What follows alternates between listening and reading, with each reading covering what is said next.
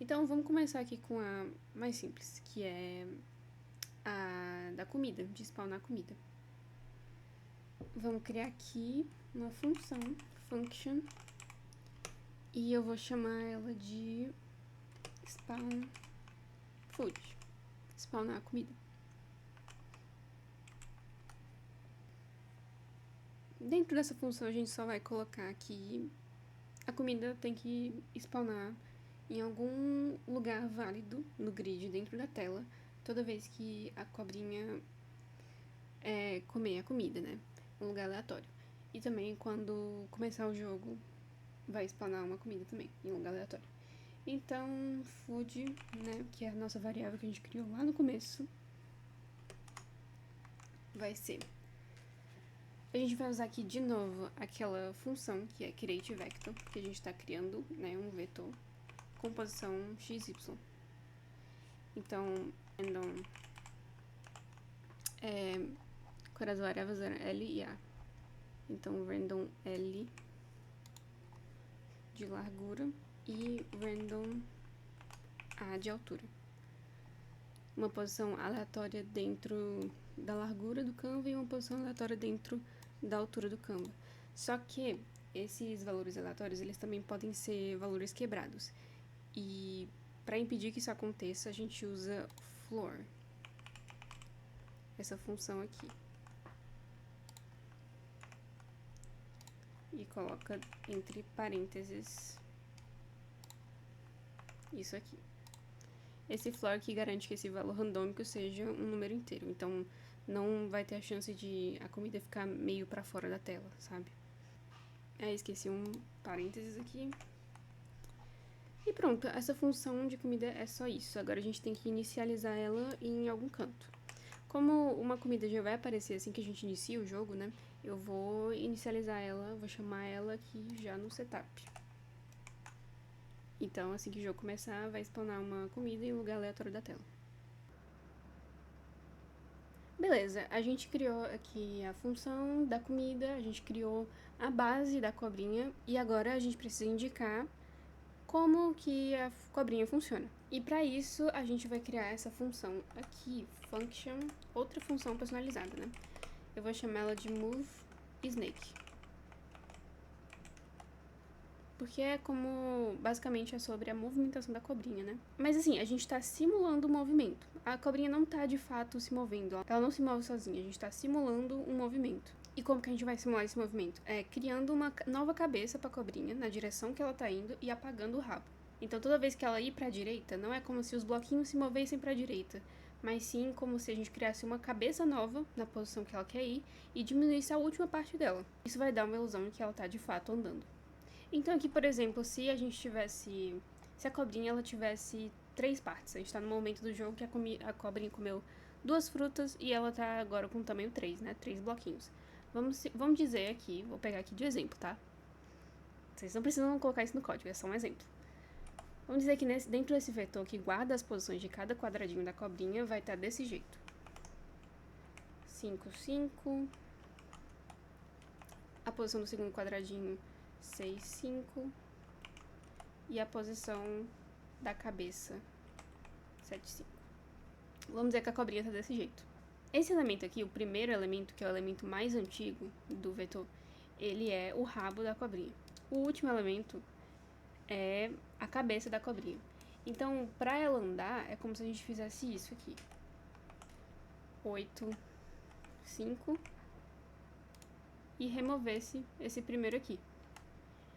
E agora esse aqui passa a ser a cabeça e não esse. E esse aqui passa a ser o rabo. Então, o que a gente precisa fazer naquela função é fazer com que isso aconteça de maneira automática.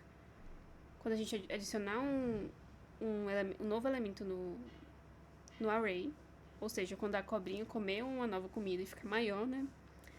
Esse novo elemento vai passar a ser a cabeça. E a gente vai ter que remover o rabo, porque o rabo agora vai estar em outra posição. Então, vamos aqui para a função, né? A gente precisa de um indicador para essa cabeça que eu falei, né? Porque é importante a gente indicar qual desses valores dentro do vetor é a cabeça, porque toda vez que você comer uma comida, o novo elemento do array vai se tornar a cabeça. Então, vamos criar aqui uma variável para cabeça. Eu vou chamar ela de head, que é cabeça em inglês. E o que vai ser a cabeça? A cabeça vai ser o último elemento. Então, a cabeça é igual a snake. Lembrando daquela função lá, snake.length. Só que o problema é que o length, ele pega um valor a mais. O length, ele não pega o índice do último valor dentro do vetor. Ele pega o tamanho do vetor. E o índice do último valor do vetor é o tamanho menos 1, né? Então, length menos 1. E aqui a gente vai usar o ponto copy. Que eu não expliquei isso pra vocês na aula passada, mas basicamente o que isso vai fazer é copiar, né, o valor do último elemento do array e fazer uma cópia no lugar de substituir ele por completo, sabe? Senão ficaria um buraco na cobrinha. Então, o que isso aqui tá fazendo? Isso aqui tá dizendo que a cabeça da cobrinha é o último elemento do array. E aqui vai copiar, né, pra gente não perder o valor. Se eu não usasse o copy aqui, eu estaria alterando a cabeça antiga e aí quebraria o jogo, sabe? E a cabeça é justamente a parte da cobrinha que a gente vai controlar, né? Todas as outras partes vão só copiar o movimento da cobrinha. Então, a gente tem que fazer ela se movimentar. Head.x mais igual a dir x e head.y mais igual a dir y. Opa, eu coloquei ao contrário aqui. É mais igual. Eu coloquei igual mais.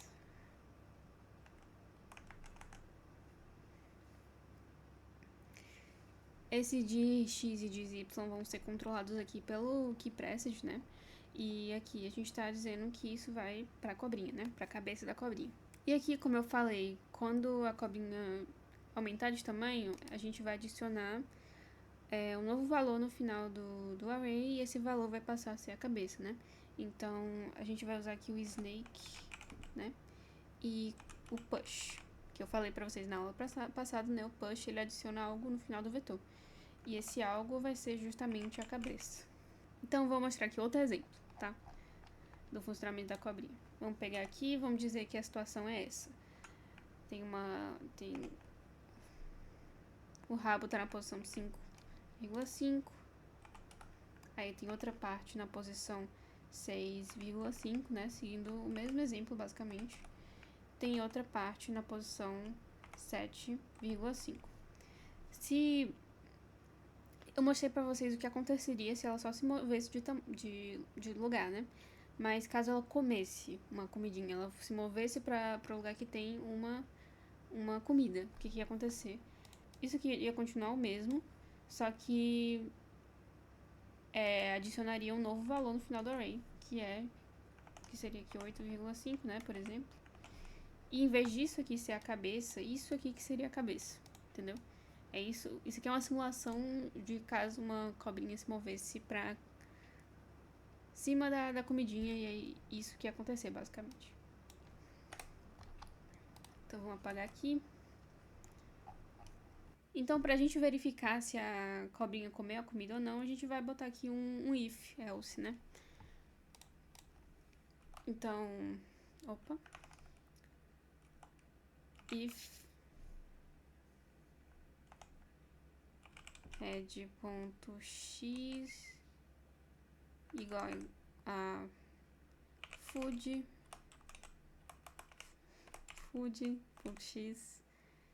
e head.y igual a food.y.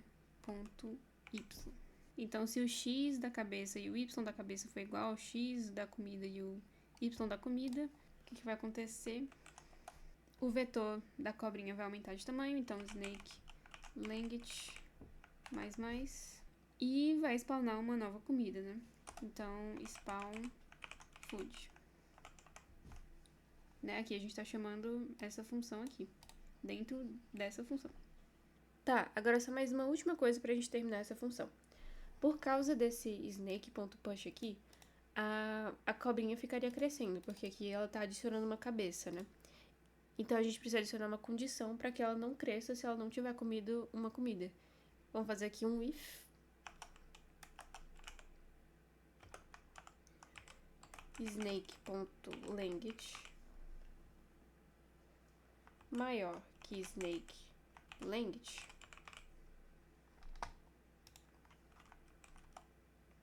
snake.shift.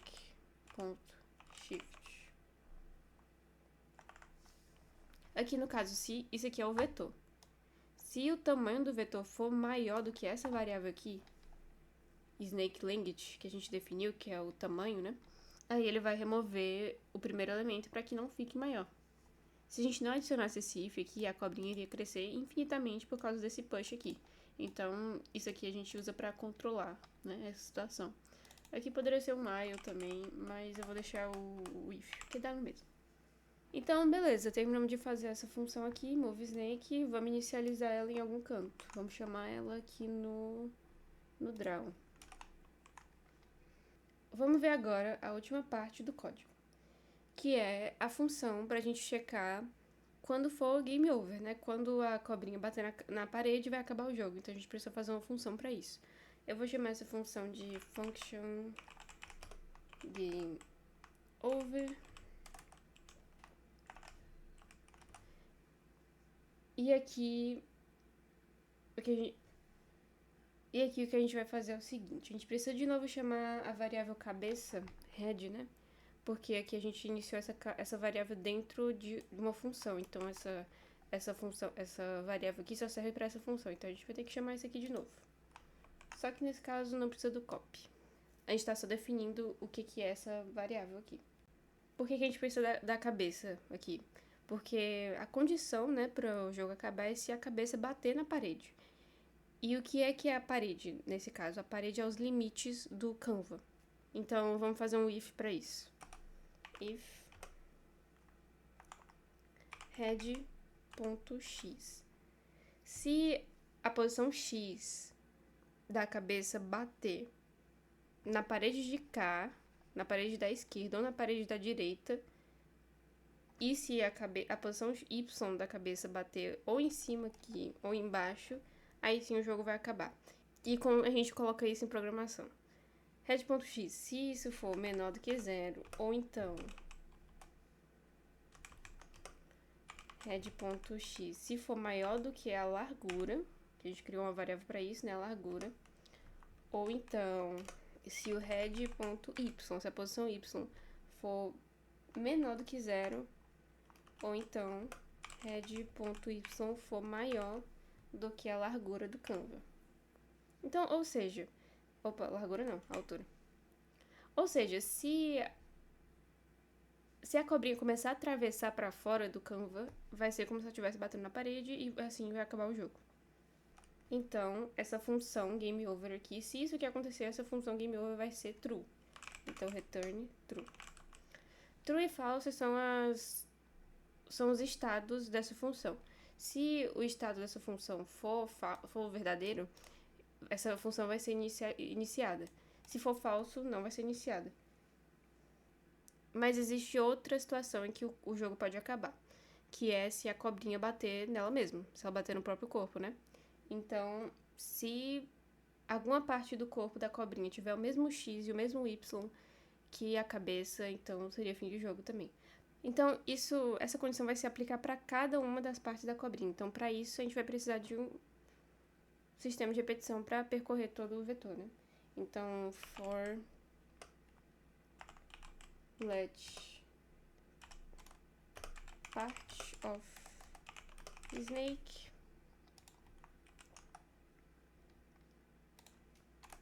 aqui a gente coloca a condição, né? O if parte, se a parte não for a cabeça, a gente coloca assim. Se a parte, porque a cabeça em si, né, mesmo tendo uma variável própria para ela também faria parte do part of snake, porque o vetor ele percorre todas as partes, todos os valores do vetor, né? Então, a gente tem que colocar essa condição aqui para indicar que não é a cabeça, né? Então, se essa parte, né, que tá sendo percorrida não for a cabeça e o x dessa parte foi igual ao x da cabeça e o y dessa parte foi igual ao y da cabeça. Se isso acontecer, essa função aqui também vai ser true, né? Também vai dar game over. Então, return true. Como estado padrão, a gente coloca aqui embaixo que vai ser false, né? Aqui não tá dentro de nenhum desses ifs, então o estado padrão é falso. Agora a gente tem que colocar, né, o que vai acontecer caso seja game over. Eu vou iniciar esse game over no draw e definir no draw o que vai acontecer caso seja game over. Então, vou botar aqui. No caso aqui precisaria de um if também, né? A gente colocaria então if game over. Então, se game over for true, né? Caso essas coisas aqui aconteçam, né? O que vai acontecer? Vai aparecer uma tela de game over. Então, a gente vai chamar o background de novo, né? E aqui, no caso, eu vou colocar uma tela vermelha, mas aí vocês podem colocar a cor que vocês quiserem. Pode deixar tudo preto, enfim. Vamos colocar também o no loop aqui pra parar o jogo. O que acontece no draw é que ele fica repetindo tudo isso aqui sem parar, infinitamente. Então, quando a gente coloca o no loop, vai parar essa repetição. Então, o jogo vai parar de rodar. Agora, vamos colocar um text, né, de game over. Text game over. Aí, no caso, eu vou colocar no meio da tela, né? Então, largura dividido por 2 e altura dividido por 2. Como a posição do texto não fica exatamente centralizada, eu vou colocar aqui um -5. Aí, aqui eu vou colocar também o fio, né? Pra esse texto, pra cor do texto. Vou deixar em branco. E um text size, que eu vou deixar 2. Aí, agora eu tô percebendo que eu esqueci de colocar comida no draw, né? Desenhar comida. Então, eu vou fazer isso agora. Vou colocar aqui em cima. A comidinha é vermelho, né? Então, no fio aqui, vou botar 25500, que esse é o vermelho. E aqui vai um rect, que as comidinhas são quadradinhos também, né? Então, food.x, food.y. E usando a mesma lógica aqui das partes da cobrinha, a gente coloca 1,1 por causa da escala, né? Que vai ser multiplicado por 20. Então, 1. Eu vou colocar aqui também o no stroke, só pra o quadradinho ficar sem a linha. Eu acho que fica mais bonito assim, mas é opcional.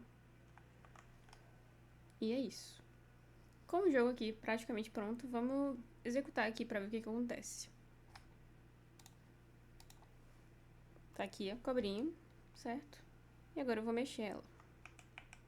Tá vendo que ela tá muito rápida?